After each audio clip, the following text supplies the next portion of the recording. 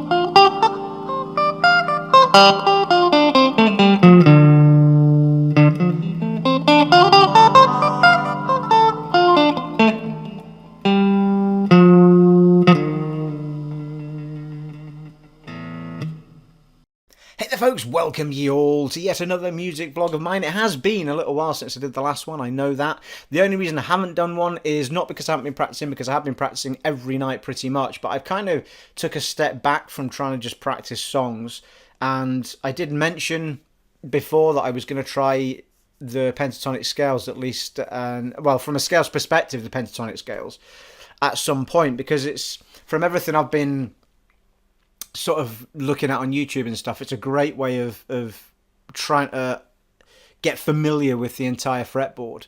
And I'm finding that actually from the clip I've just shown you at the beginning of this, that is me, basically that's what I've been doing for the last couple of weeks, just trying to do that pentatonic scale up and down the neck. I think, I'm not sure, I'll have cropped it up. I mean, I basically sat there and practiced for about 20 minutes with the camera on me and the mic on, and just I'll have cropped it all down to just a minute or two for you guys. I mean, there's still a lot of mistakes in there, but I'm trying to do it up and down the fretboard as best I can, and each time I do it, try and do it with less mistakes. To be honest, it's actually like, if you were just doing this hand or you were just doing this hand, you'd be fine. But it's trying to do it as a combination or both working together that I find the trickiest part. I find that everything's going well on this hand, and then suddenly I don't pluck the right string with this one. So it is just getting familiar and getting comfortable, getting your position right. And, you know, considering that all I'm really managing to do of an evening is half an hour's practice, and on the odd occasion I'll do maybe an hour or so if I'm just sort of caught up in it, it's not too bad considering. And if I can do that in half an hour, you know, what can people do in more than that? And people, if I can do it, anyone can do it. You know, I'm not a person that picks stuff up like that by any stretch of the imagination. So, you know, anyway, so that's given you a rough idea of what I've been doing on the scale front. I have practiced I think a few weeks back, the last time I did a music thing was just me for the very first time, I think, or just the second time I've tried this. That evening I was trying to practice Oasis Wonderwall. I'd stumbled across it the night before, I think, and I thought I'll give that a go as a Friday chill out. So I did it as a little bit of a sort of cheap vlog just on my phone. Well, it wasn't even a vlog, it was just me trying it out. So I've actually recorded that again tonight after I was doing my pentatonics, because I have practiced it and it's a lot more polished now. So I'll put that at the end of this vlog so you can see it. And so I've practiced that a bit. And another thing that I completely forgot, actually, I'm going to turn this amp back on. Another thing, I haven't been doing it on this guitar, so bear with me, but another thing I've been trying is a new picking pattern.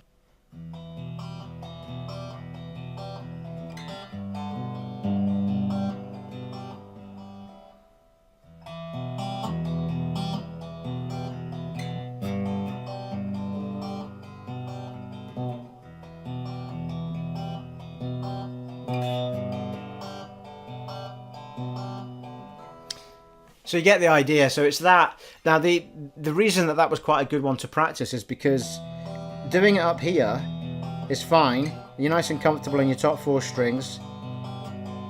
But then you suddenly have to move around the fretboard, maybe to an A. Suddenly things feel a lot more different, and you need to know what the first string is you're going to. And then down at the other end.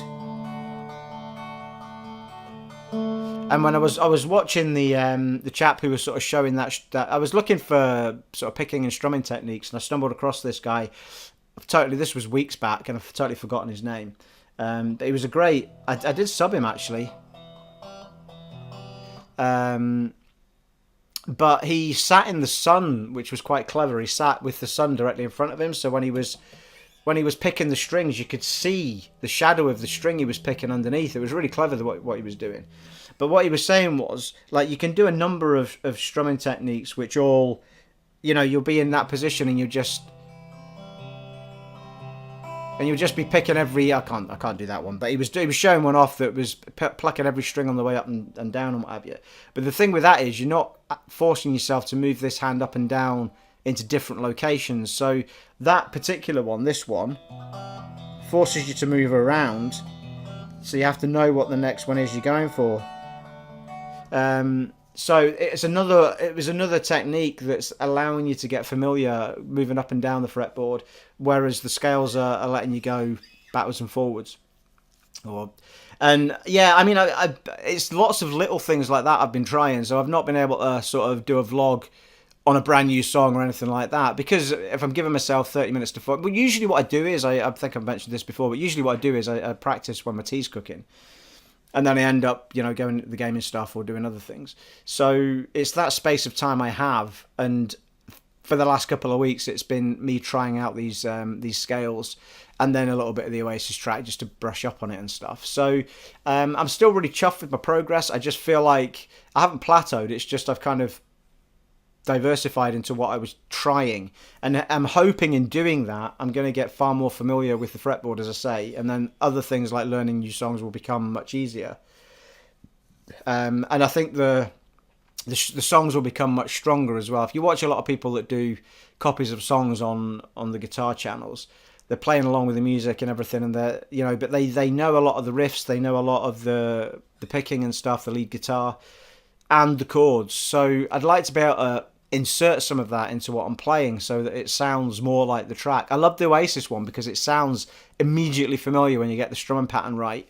I'm not saying it's perfect, but if you get it close enough, it sounds like the song. You know what I'm playing. A lot of times, if you weren't singing the song and just strumming chords, you might not know what it is. So by inserting a riff or inserting some of the lead guitar stuff, it immediately becomes more familiar when you hear someone playing the guitar without the music. Some gorgeous stuff on YouTube. I found so many channels that have got brilliant guitar takeoffs of songs. I stumbled across one last night. It was the Friday Night by The Cure. Friday Night I'm in Love. A woman on the guitar. And, you immediately, she wasn't singing, she was just playing the tune, and you could hear the tune even though she was playing chords, but she was plucking out the tune. It was absolutely fantastic.